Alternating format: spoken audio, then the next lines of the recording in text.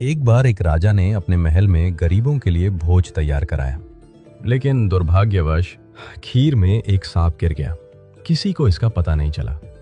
वही खीर गरीबों को परोसी गई और उसे खाने से सभी गरीबों की मृत्यु हो गई। राजा के पैरों तले जमीन खिसक गई। उसे लगा कि उस पर गरीबों की हत्या का पाप लग गया है। पश्चाताप में वो अपना महल और राज्य छोड़कर जंगलों की ओर निकल पड़ा, ये सोचकर कि शायद तपस्या से उसे इस पाप से मुक्ति मिल सके। चलते चलते वो एक गांव पहुंचा। गांव की चौपाल में बैठकर उसने पूछा, क्या इस गांव में कोई ऐसा परिवार है जो सादा जीवन और भक्ति में विश्वास रखता हो, ताकि मैं एक रात वहां ठहर सकूं? गांव वाले ने बताया कि यहाँ एक भाई बहन रहते हैं जो बहुत सादगी और भक्ति से जीवन बिताते हैं। राजा उसी घर में ठहर गया।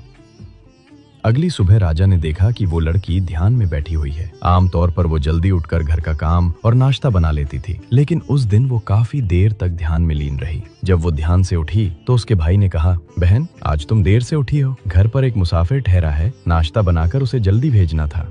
लड़की ने शांति से कहा, भैया, ऊपर धर्मराज के दरबार में एक बहुत उलझा हुआ मामला चल रहा था, उसी पर ध्यान लगा था, इसलिए देर हो गई। भाई ने पूछा, कैसा मामला? लड़की बोली, एक राजा ने गरीबों के लिए भोज बनवाया था, लेकिन दुर्भाग्यवश खीर में सांप गिर गया और वही खीर खाने से सभी गरीबों की मृत्यु हो गई।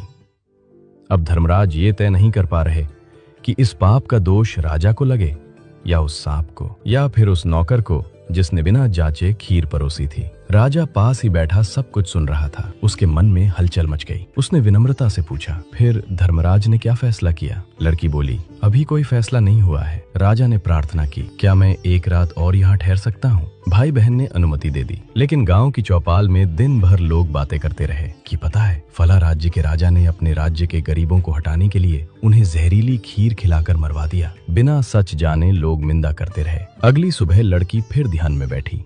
ध्यान पूरा होते ही वो अपने काम में लग गई।